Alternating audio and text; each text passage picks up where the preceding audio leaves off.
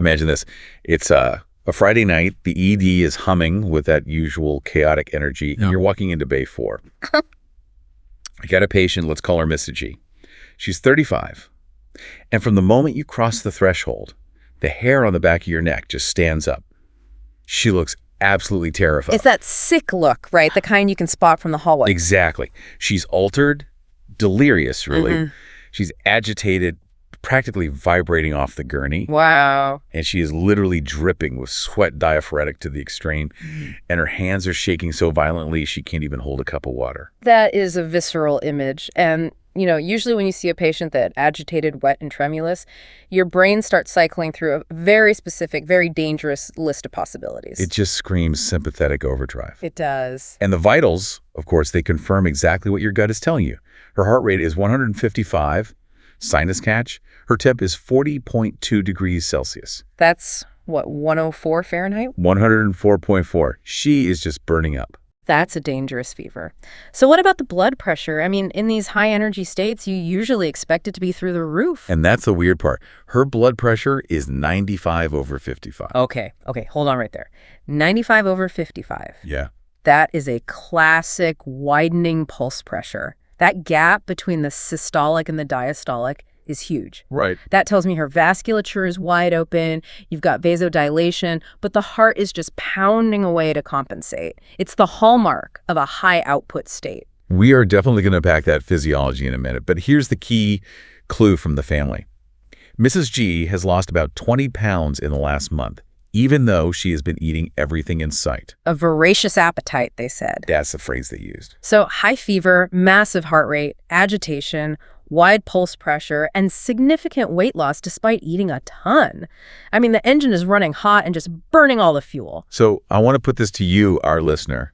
If you were standing in Bay 4 right now, holding that chart, what's your move? What's on your differential? Yeah, where does your mind go? Is this sepsis? Is it maybe neuroleptic malignant syndrome or sympathomimetic toxicity? Did she take too much cocaine or meth? It's the classic emergency medicine puzzle, isn't it? All of those look incredibly similar on the surface. They do. But there is one diagnosis that fits every single one of those data points perfectly. It isn't sepsis. It isn't drugs. It is thyroid storm. And getting this wrong is just, it's not an option. Because if you treat it like sepsis, load her with fluids and just wait for antibiotics to kick in. Or if you treat the storm in the wrong order. Yes, the mortality rate is incredibly high. This is a true endocrine emergency. So today we're doing a deep dive into riding the storm. We're pulling from a guide designed for emergency medicine residents that synthesizes guidelines from Rosen's, Tintinelli's, and the Oxford algorithms. We're going to build a protocol that saves Mrs. G's life. Our mission is simple but critical. We need to master the 5 B's of treatment. And more importantly, we need to understand why the order in which you do things is literally a matter of life and death. You can't just throw meds at this patient. No, you have to follow a very specific physiological choreography. I love that phrase, physiological choreography. But before we get to the dance, we have to make sure we're at the right party. Let's talk about why Thyroid Storm is known as the chameleon. Well, it earned that nickname because it mimics so many other critical conditions. You look at Mrs. G, you might think sepsis immediately, fever, tachycardia. It's the most common misdiagnosis. But with sepsis, you can usually find a source. Right. A nasty cough, a UTI, an infected wound or something. Precisely. In sepsis, your procalcitonin levels would likely be elevated. In uncomplicated thyroid storm, procalcitonin is usually normal. Okay. Also, in thyroid storm, that fever is often way out of proportion to any infection you might find. It's a metabolic fever, not just an immune response. Then you've got the drug toxicity mimic, sympathomimetic tox, cocaine, amphetamines. They'll give you the agitation, the heart rate, the fever. Oh, absolutely. A patient on a meth bender looks a lot like Mrs. G. So how do you tell them apart? Usually with toxicity, you'll see mydriasis dilated pupils. In thyroid storm, the pupils are typically normal. You might see other eye signs, though, like lid lag or exophthalmos. Those bulging eyes you see with Graves' disease. Exactly. And what about heat stroke? I mean, she's burning up at 104. That's a common mix-up, especially in the summer. But remember the skin. In classical heat stroke, the patient is often dry. Their thermoregulation has failed. But Mrs. G is diaphoretic. She's sweating buckets. That's the key distinction. Her body is trying desperately to cool down, but the internal fire is just too hot to handle. Okay, so if we're ruling those out, what are the positive indicators we should be hunting for? You mentioned the wide pulse pressure earlier. Yeah, that widened pulse pressure where the top number is kind of normal or lowish, but the bottom number drops out. That is classic. You also want to look for a goiter, obviously. If you feel an enlarged thyroid gland, that's a huge giveaway. But there's a massive trap here, isn't there? We've been describing Mrs. G young, agitated, frantic. But there's a silent killer waiting for a different demographic. There is. And we have to be so careful with the elderly population. They don't always come in screaming and thrashing. They can present with what's called apathetic thyrotoxicosis. Apathetic. It sounds like they just don't care. In a physiological sense, they don't. Their body is just too frail, too exhausted to mount that massive sympathetic response. They present with lethargy, placid faces, just a blank stare, maybe some confusion. So no thrashing, no fighting the nurses. Exactly. Often their only presenting symptom is new onset atrial fibrillation or maybe unexplained heart failure. Yeah. So if you see an older patient with new AFib and they're just oddly flat or losing weight, you have to think thyroid. If you miss it, they will just quietly decompensate. That is terrifying. Just completely under the radar. Now let's talk about the decision to treat. We're in the ER. We suspect the storm. Yeah. Do we wait for the TSH and the free T4 to come back from the lab? No, absolutely not. Do not wait for the TSH. Not at all. If you wait the hour or two for that result, the patient might die before the printer even warms up. Because the labs only tell you part of the story, right? Right. The labs, a low TSH, a high free T4, they'll confirm thyrotoxicosis, which just means too much hormone. They do not confirm storm. Storm is a clinical diagnosis. Storm is a clinical diagnosis. It means the hormone levels are high enough to cause end organ damage. So it's a judgment call. It is, but we do have a tool to help objectify that judgment, the Birch-Wartofsky point scale. Okay. It assigns numbers to symptoms.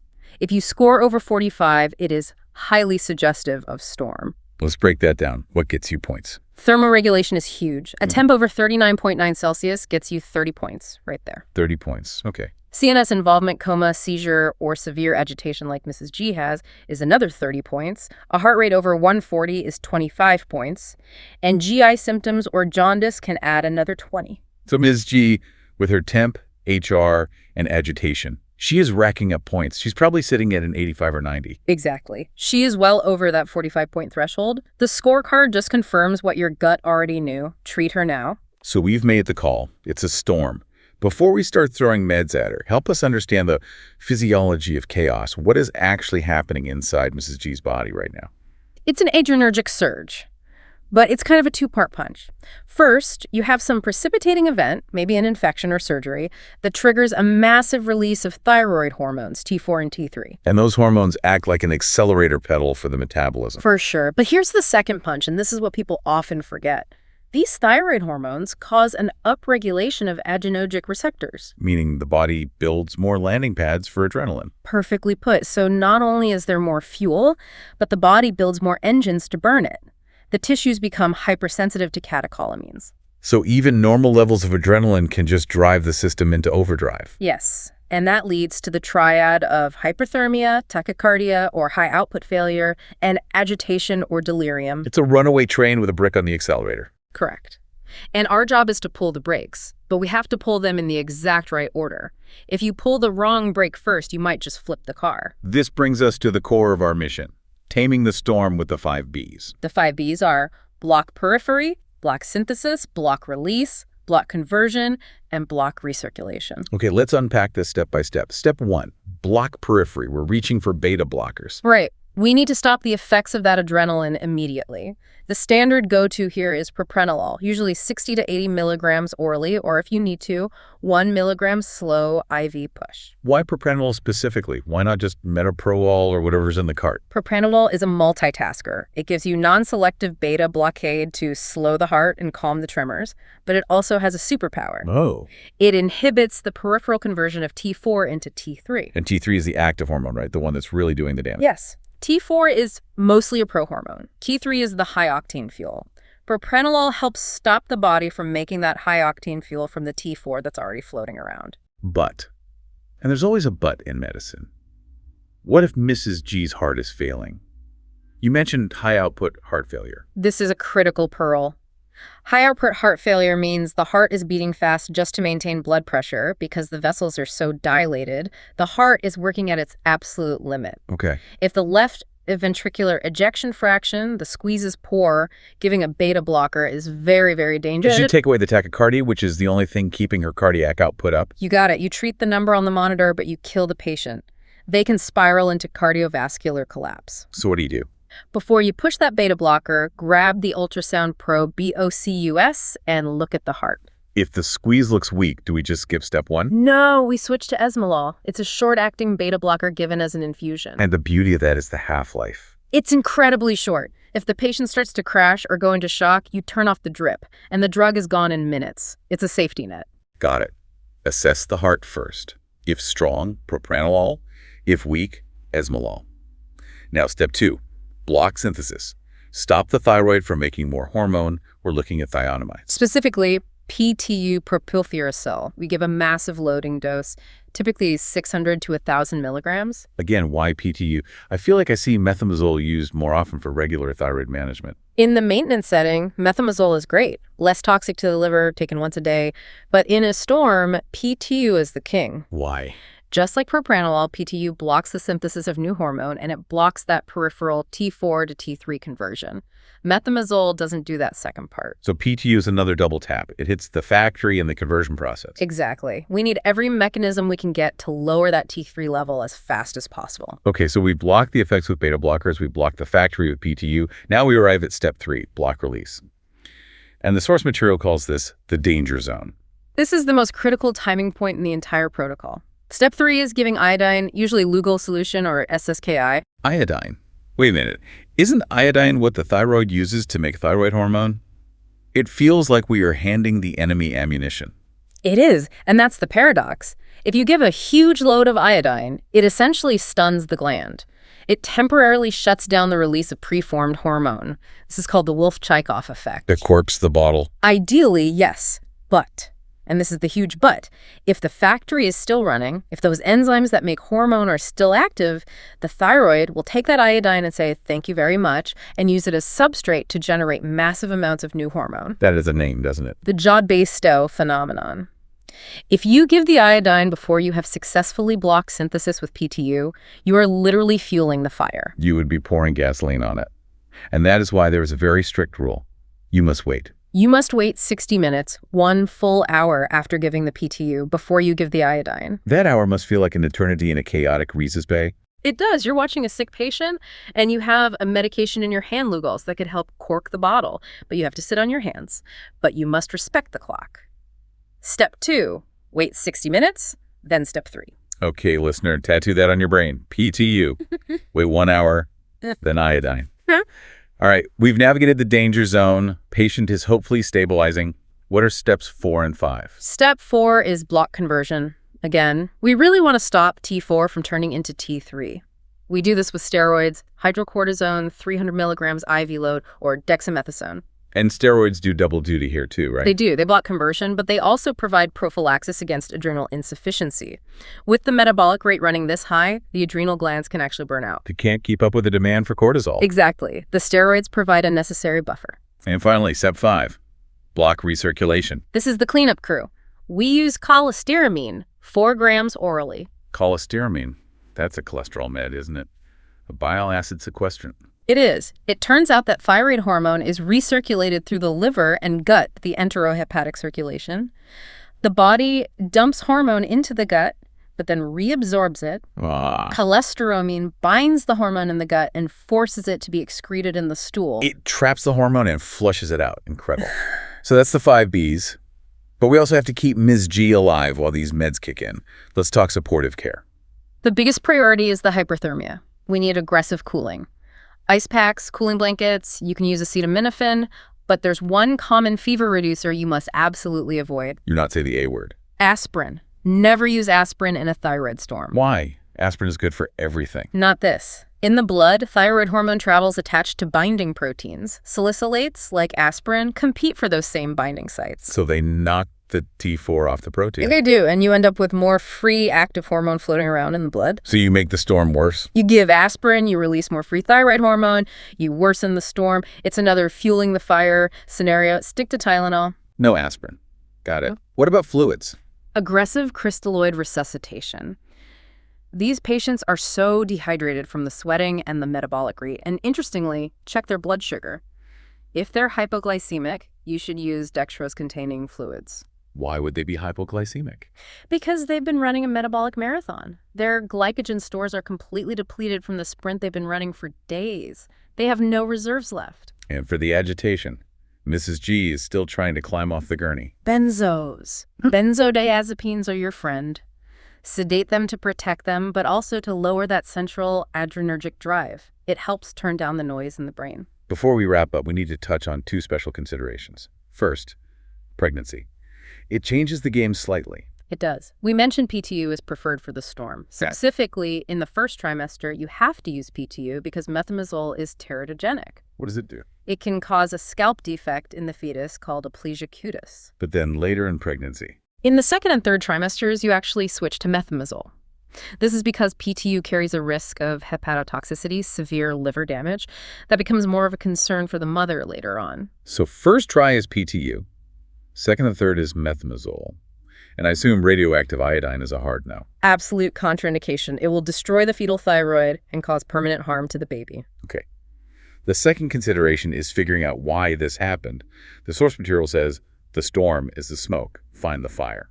Yeah, you can treat the storm perfectly, do all 5 Bs, but if you miss the precipitating cause, the patient will still crash. You have to hunt for the trigger. And the most common is infection. Infection is the most common, pneumonia or a UTI. But it could also be noncompliance, right? Patients stopping their thyroid meds. Very common. Or an iodine low. Did they just get a CT scan with contrast? Contrast dye is basically liquid iodine. Are they on amiodarone? Even vigorous palpation of the thyroid gland during an exam can theoretically release hormone. And trauma, surgery, DKA. Yeah. The list is long. It is. And one modern addition to that list, checkpoint inhibitors used in cancer therapy. They can cause an autoimmune thyroiditis that tips right into a storm. So ask about cancer history. Okay, we have covered a massive amount of ground. Let's bring it all back together with a quick recap. I'm standing in the bay. Mr. G's in front of me. Walk me through the mental flow chart one last time. Okay, step 1. Suspect the storm.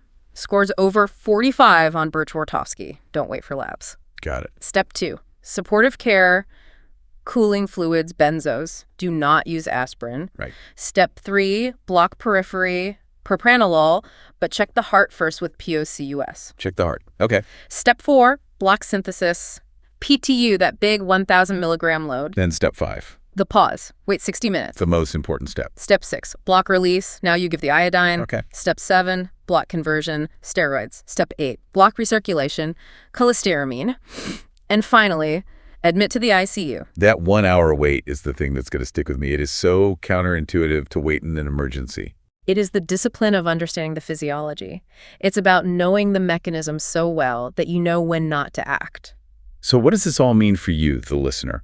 Whether you're studying for boards or prepping for your next shift, remember that thyroid storm is a clinical diagnosis.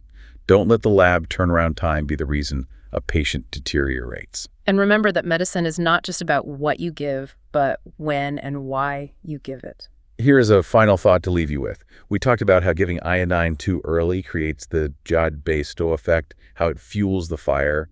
It makes you wonder, how many other treatments in medicine work perfectly in one physiological context, but become poison if the timing is shifted by just 60 minutes? Yeah. It really highlights the delicate, invisible clock ticking inside every single metabolic crisis. That is a fascinating thing to consider. Timing is everything. Thanks for diving in with us today. Keep your eyes open for the chameleons out there. Stay safe.